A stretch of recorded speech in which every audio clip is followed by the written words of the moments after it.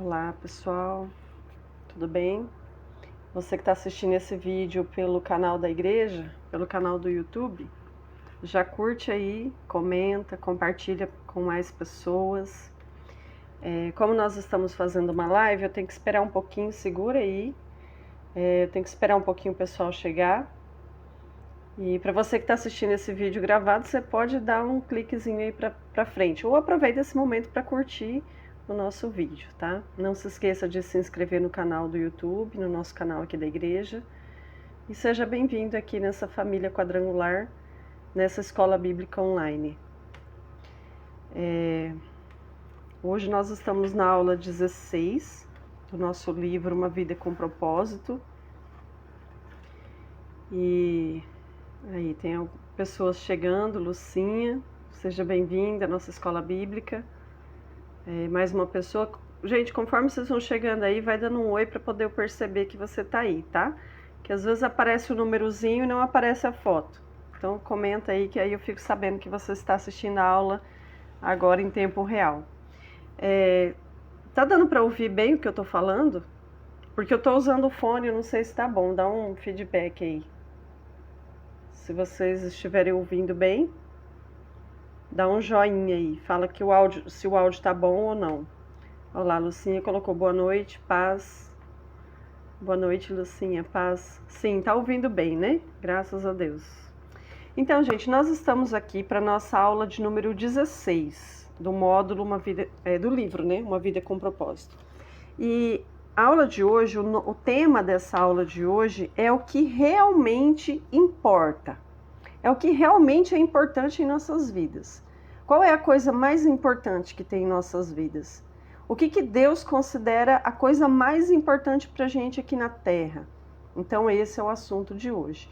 Olá, Ana Cláudia chegando. Gente, que Deus abençoe grandemente a sua vida e que essa aula de hoje seja direcionada ao seu coração, seja conduzida pelo Espírito Santo. Antes de começar aqui, sempre eu oro. E eu já começo a chamar a presença de Deus, que Ele me usa como instrumento neste lugar. Nós ficamos uns dias aí sem escola bíblica, né? Estava viajando, depois voltei e fiquei muito ruim da gripe. Mas estamos de volta aqui para a nossa aula 16, o que realmente importa. Eu quero ler com vocês. Boa noite, Ana Cláudia. Se você tem a sua Bíblia em mãos aí, eu quero ler em 1 Coríntios capítulo 13, versículo 3, que diz assim: poderia dar tudo o que eu tenho e até mesmo entregar o meu corpo para ser queimado, mas se eu não tivesse amor, isso nada me adiantaria.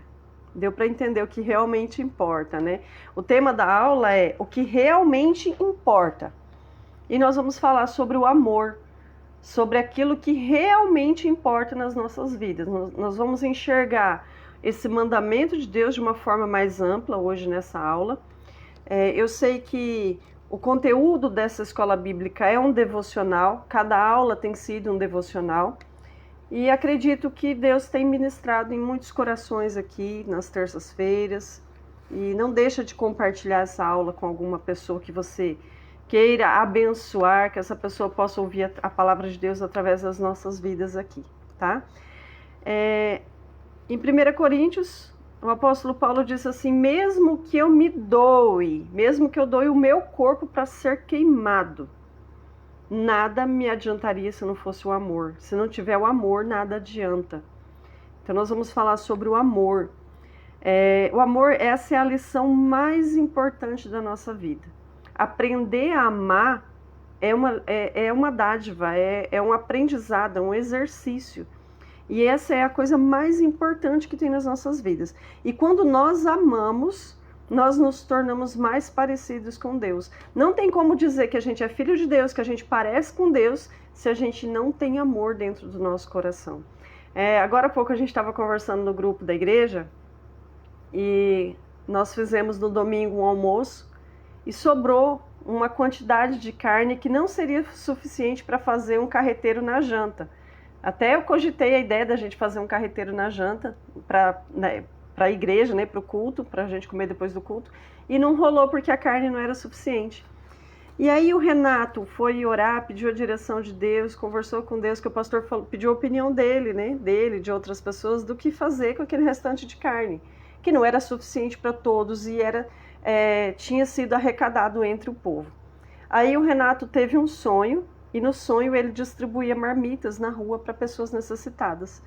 E aí eles toparam. Ontem o pastor saiu para a rua, foi olhar o movimento, ver algumas pessoas moradores de rua.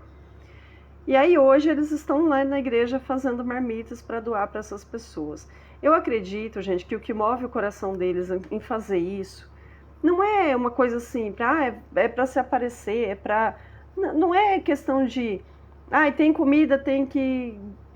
A gente poderia comer, a gente poderia fazer qualquer coisa com essa carne que sobrou, né? Mas quando eles decidiram abençoar outras pessoas, é porque tem tantas pessoas precisando receber o amor e o carinho.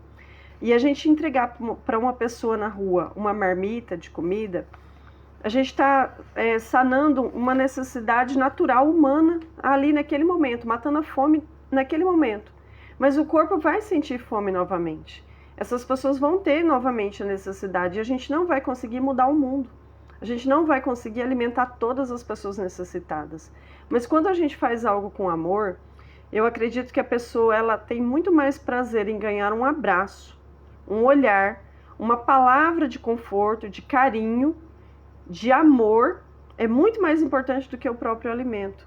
Porque dar alimento, muitas pessoas podem dar alimento diariamente para essas pessoas necessitadas, mas o amor e o respeito e o olhar nos olhos e o valorizar essa pessoa, isso é o que realmente importa. Então, isso encaixa muito no assunto de hoje da nossa aula, não tinha sido premeditado. Estou seguindo a sequência de aulas do livro e o que realmente importa é o amor. Nós temos que fazer o bem, sim, mas o que realmente importa é o amor. Porque, como o apóstolo Paulo falou, eu posso até dar o meu corpo para ser queimado. Se não tiver amor, nada me serve aquilo ali. Não tem valor aquilo que eu faço se não tiver amor. Então nós nos parecemos com Deus cada vez mais quando nós exercitamos essa prática que é o amor.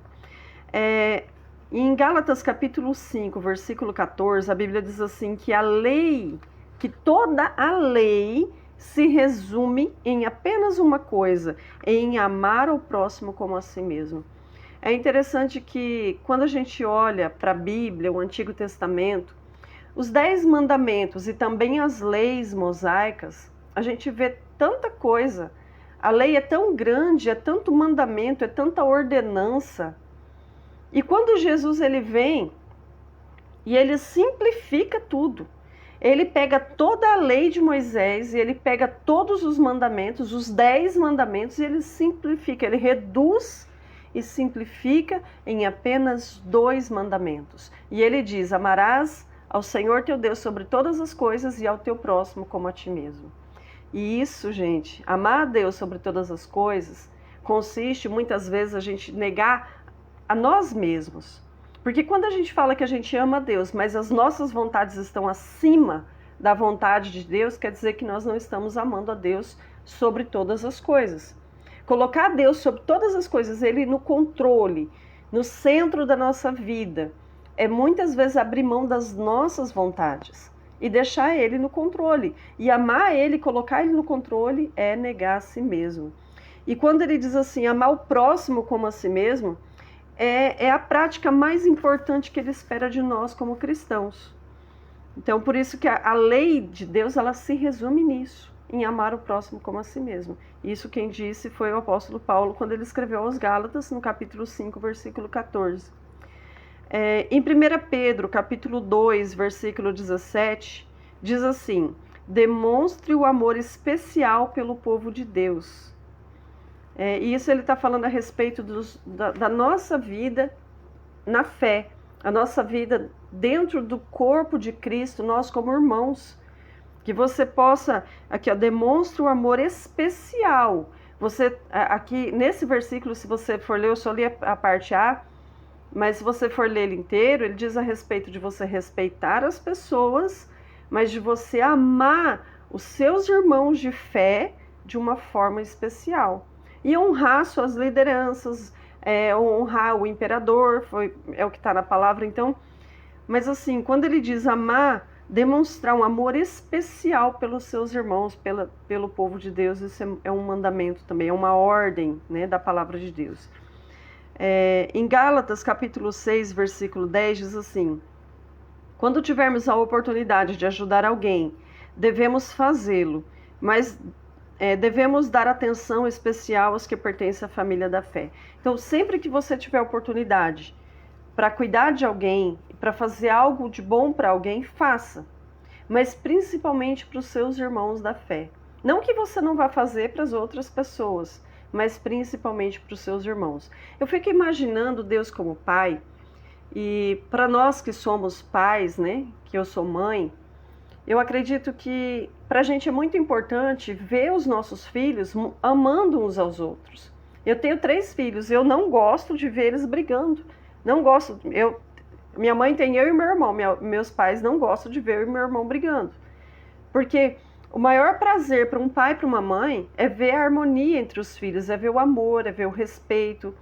Então, quando a gente vê Deus falando na sua palavra que nós devemos priorizar o amor uns com os outros, irmãos em Cristo, irmãos na fé, isso é um sonho de Deus, é o desejo de Deus como pai.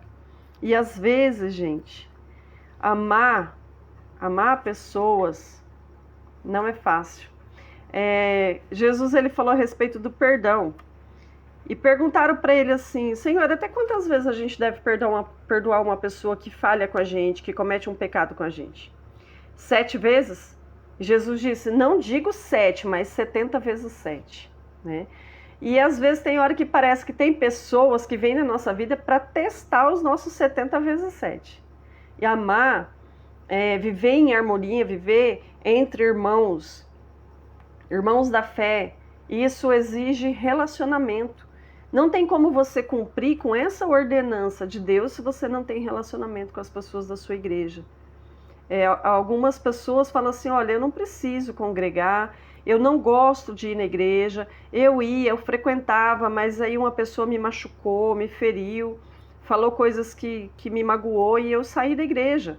Eu estou cultuando na minha casa. Imagina Deus como pai olhando uma pessoa dizendo: eu não vou mais para a igreja, não vou mais na congregação ou encontrar os meus irmãos porque eu não gosto deles, porque eu não consigo amar, eu não consigo perdoar. Entende? Amar exige relacionamento. Não tem como você exercitar o amor na sua vida se você não tiver relacionamento com as pessoas. E quando Deus ele pede para a gente amar os de casa, amar os da família da fé, é isso. É ter um relacionamento com essas pessoas. Olha lá, o pastor está mandando um oi aí também. Lucinha, Ana Cláudia. O pastor está mandando pastora, dá um oi para Cristina. Cristina, Deus abençoe, viu? Nós te amamos muito, seja bem-vinda em nosso meio, tá? Então, gente, eu fico imaginando uma pessoa que diz assim: eu não quero ir para a casa do pai por causa do meu irmão, porque eu não gosto daquele irmão, porque aquela pessoa me machucou. Isso demonstra o quê? Que a pessoa ela não está conseguindo construir esse relacionamento. Ela não está conseguindo perdoar, ela não está conseguindo amar o próximo como a si mesmo e exercitar o relacionamento. Entende? Então nós precisamos disso, nós precisamos de relacionamento, porque é o relacionamento que vai fazer a gente colocar em prática isso que Jesus disse. Em João capítulo 13, versículo 35, diz assim: se tiverem amor uns pelos outros, todos saberão que vocês são meus discípulos. Olha o orgulho do pai, né? O pai dizendo assim: eu quero que todo mundo veja que vocês são meus filhos, mas para que isso aconteça, vocês têm que estar em harmonia. Vocês precisam demonstrar amor um pelo outro, respeito, carinho, convivência, relacionamento. Então não tem como você falar que você é da família de Deus, mas não quer participar da mesa. Porque a gente vê muitas famílias vivendo dessa forma. Por exemplo, agora daqui uns dias a gente já chega no Natal, né? O ano correu. E muitas famílias não vão se encontrar, ou talvez a maioria da família vai se reunir para comemorar o Natal, para se juntar numa mesa, para comer juntos, mas sempre tem aqueles da família ali, um ou outro, que falam: eu não quero me misturar, eu não gosto disso, eu não gosto de fulano nem de ciclano. E é interessante que a gente vê tanta fala ruim nas redes sociais. Ainda hoje, eu li um meme, uma publicação, que estava escrito assim: você não precisa ir na casa dos seus parentes, que quando você vira as costas, eles falam mal de você. Aí ali até abri os comentários e fui ler um monte de gente falando: ah, é verdade, eu não gosto dos meus parentes, eu não sei o quê. Gente, como fica o coração de um pai, de uma mãe numa situação dessa? Quando nós, filhos, não queremos nos relacionar. Quando nós, filhos, não conseguimos exercitar o amor. E às vezes, gente, não é fácil. Não é fácil você ter que conviver com aquele irmão chato, sabe, aquele irmão xarope, que eu acho que toda família tem. Toda família tem aquela pessoa irritante, aquela pessoa que incomoda, aquela pessoa que põe defeito em tudo, aquela pessoa que dá trabalho. Toda família tem. E muitas vezes a gente encontra na família de Deus também. Na igreja, muitas vezes nós encontramos pessoas difíceis. Pessoas que já têm dificuldade de se relacionar com as suas famílias em casa. Aí chegam na igreja, são pessoas difíceis. E isso, Deus ele permite para nos testar e para nos ensinar, porque a prática do amor, ela precisa ser exercitada. E quando Deus ele fala, quando Jesus disse assim, ó, quando vocês amar uns aos outros, as pessoas vão saber que vocês são meus filhos. Lá fora as pessoas não vão dizer assim, olha que lindo, é o povo de Deus, o povo da Quadrangular. Independente da placa da igreja em que você serve a Deus, as pessoas elas vão olhar para você e saber que você realmente é um cristão quando você fala bem da sua igreja, quando você fala bem do teu povo. Porque como que você vai pregar o evangelho, como que você vai convidar alguém para participar da tua igreja, de um culto, ouvir a palavra, se você fica falando mal dos seus irmãos? Se você fica criticando, se você senta em rodinhas de escarnecedor e fica levando fofoca, intriga. Então nós temos que tomar muito cuidado com isso. E amar o próximo como a nós mesmos é não fazer para o próximo aquilo que a gente não quer que seja feito para a gente.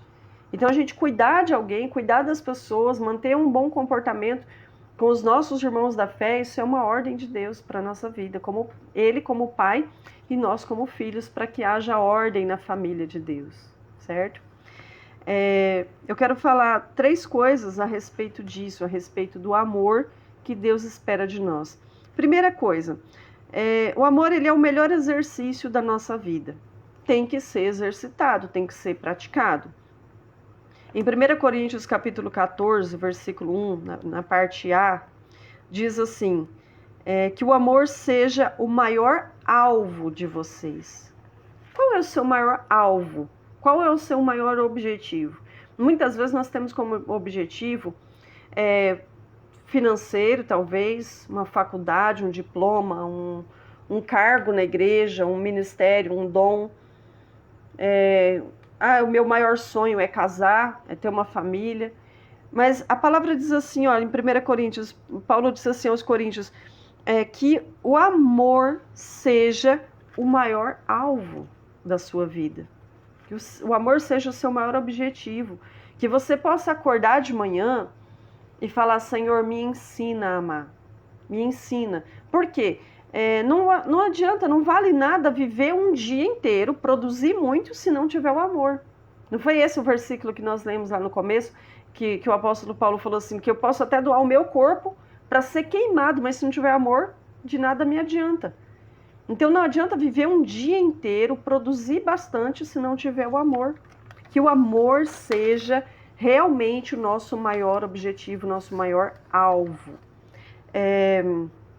A nossa vida aqui, sem amor, ela não tem valor. Não tem. Você pode viver uma vida inteira. Até quero contar um breve testemunho de uma pessoa querida, uma pessoa amiga, que eu tenho cuidado. Eu tenho acompanhado essa pessoa através da terapia. E é uma pessoa que não experimentou amor dentro da família. É uma pessoa que viveu uma vida na infância e na adolescência sempre sendo espancado, agredido, rejeitado. E ele criou uma dureza tão grande no coração dele que era tudo que ele tinha para dar para as pessoas. Era só pancada, era só briga, grito. Ele não valorizava ninguém. E ele disse assim para mim, pastor, eu não conseguia amar ninguém, eu não tinha amor por ninguém. E hoje ele está casado com uma pessoa, ele já teve casamentos anterior, né, um casamento anterior, mas ele não tinha conseguido encontrar o amor. E agora ele casado com essa pessoa, ele conseguiu perceber nela um amor diferente. É uma pessoa que tem pregado o evangelho para ele e que tem amado, como esposa, como amiga, de todas as formas ela tem amado ele. Então ele começou a receber o amor dessa esposa e ele começou a receber o amor de Deus. Aí essa semana, gente, eu não vou falar o nome, mas se essa pessoa estiver assistindo vai saber que é dela que eu tô falando. Mas é interessante que ainda ontem eu conversei com essa pessoa, ele falou assim para mim, pastora, eu criei um grupo da minha família, coloquei todos eles, pai, mãe, meus irmãos, todos ali, e eu comecei mandando um áudio, pedindo perdão para eles por quantas vezes eu fiz eles chorar, o quanto eu fui chato, o quanto eu fui briguento, o quanto eu fui ruim para minha família, o quanto eu nunca demonstrei amor, mas eu não tinha para dar. E aí ele mandou aquele áudio pedindo perdão para toda a família.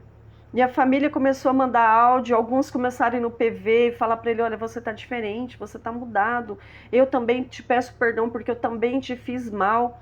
E é interessante que o amor dessa esposa, que ele tá recebendo agora, e o amor de Deus, tá fazendo ele olhar para trás e ver os erros que ele cometeu, e ele começar a amar a família dele. Aí ele disse assim, pastor, eu tenho vontade de ir lá encontrar eles, eu vou, né? Vou viajar para lá, vou encontrar minha família, mas eu fiquei com vontade de abraçar, fiquei com vontade de beijar, eu nunca tive vontade de abraçar meus pais, nunca tive vontade de abraçar meus irmãos, e agora eu tô com vontade de abraçar, porque o amor de Deus invadiu o meu coração, e hoje eu consigo enxergar que uma família que vive sem o amor não tem valor, é uma coisa vazia, é uma vida sem propósito, é uma vida que busca o alimento, busca a roupa, busca o calçado, busca a casa, busca bens materiais, busca o carro, mas não tem amor, não tem valor.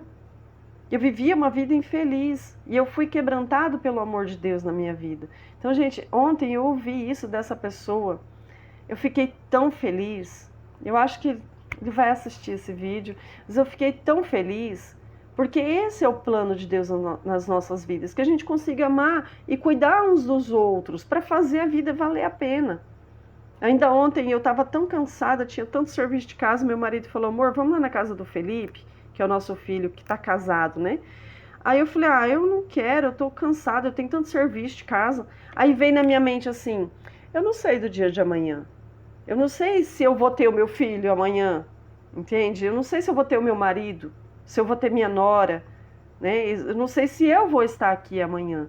Então a gente precisa fazer hoje aquilo que realmente é importante.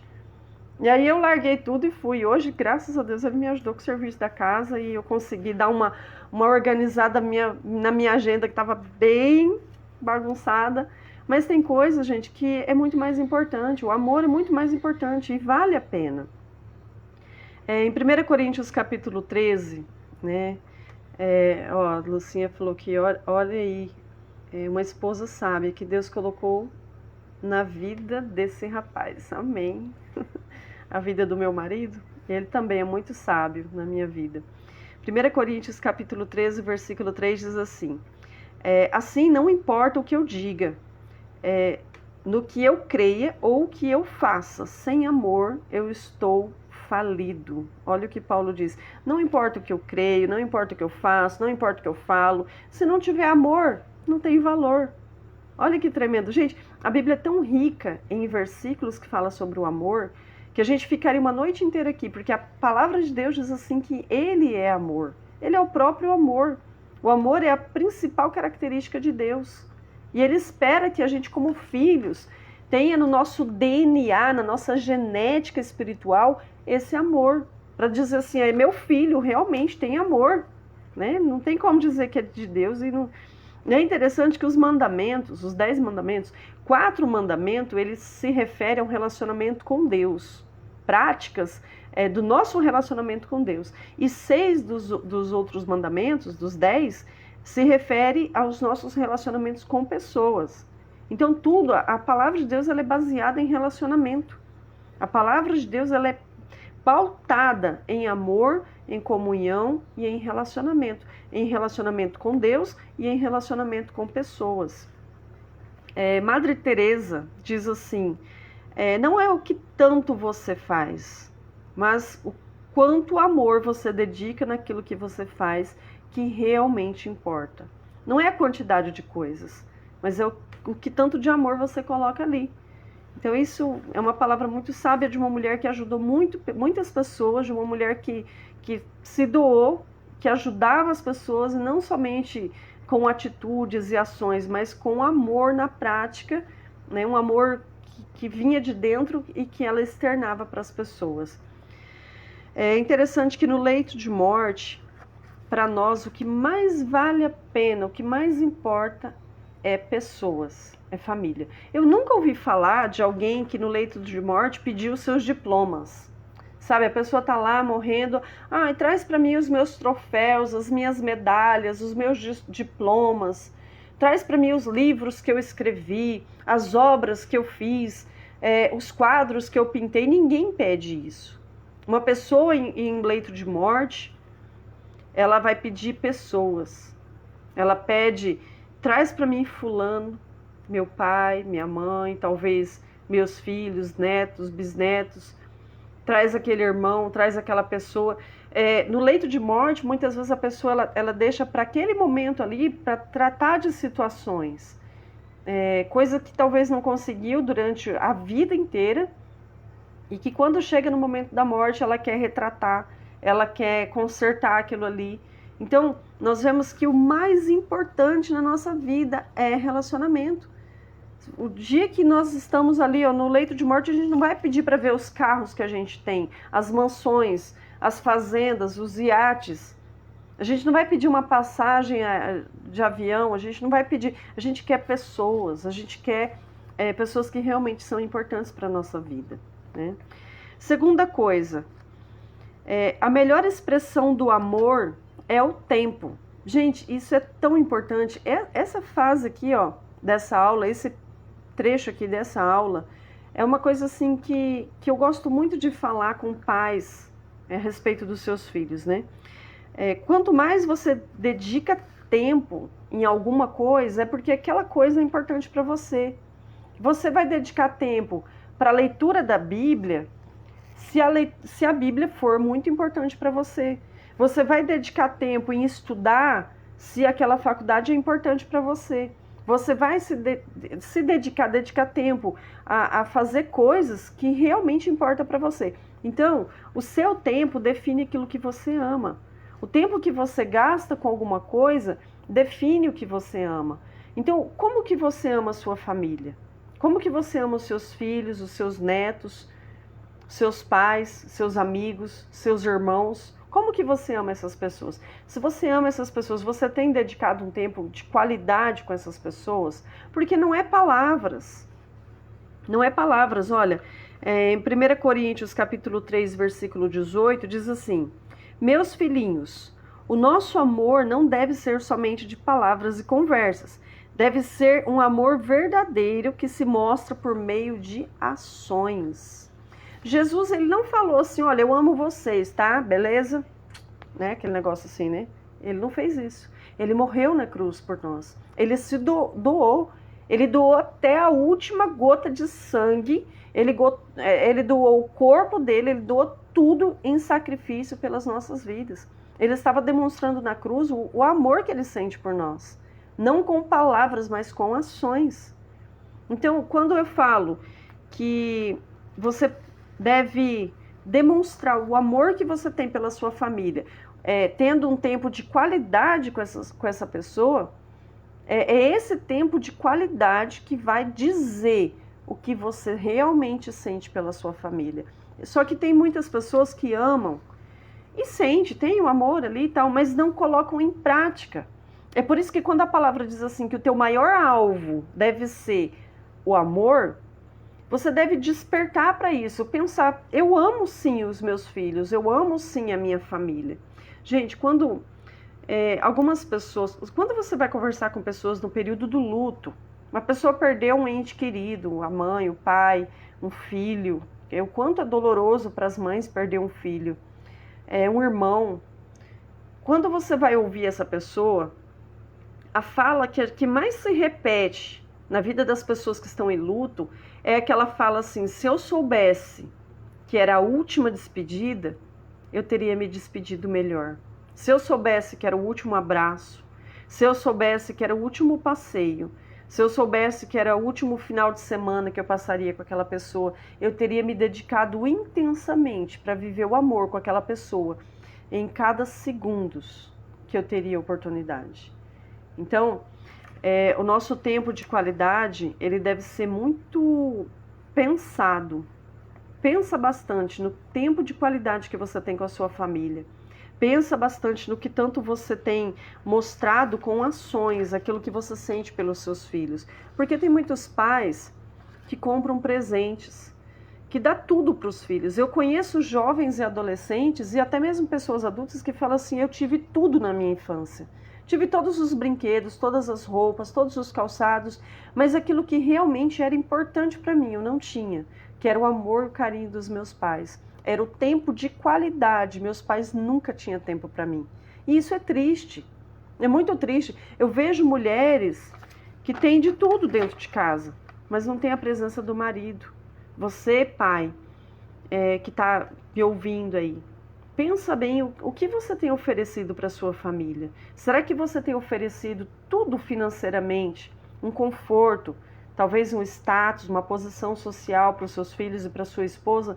Mas será que você está convivendo com eles?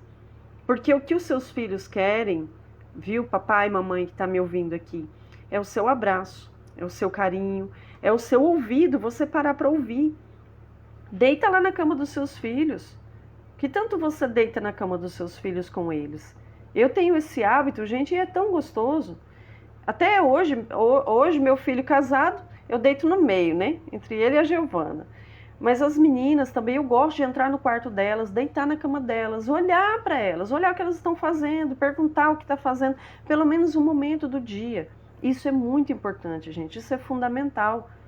Maridos que estão aqui, esposas, como tem sido o tempo que você dá ao seu marido? Como que você tem dedicado tempo com ele? Né? Você tem tido tempo para sentar numa calçada, talvez tomar um tereré com teu marido? Você tem tido tempo para assistir um filme, para comer uma pipoca? Para sentar no banco de praça? Sei lá. Que tanto vocês têm dedicado tempo um ao outro? Quando namorava, vivia grudado, né? Agora todo mundo tem as suas ocupações, cada um para o seu lado, e aí entra a questão do celular, cada um no celular, e não olha, não enxerga a pessoa que está ali do lado. Às vezes tem a capacidade de pegar o celular, fazer um comentário, mandar um abraço, um elogio para uma pessoa que está a quilômetros de distância. E às vezes não tem a capacidade de elogiar o marido que está sentado do lado no sofá, ou a esposa.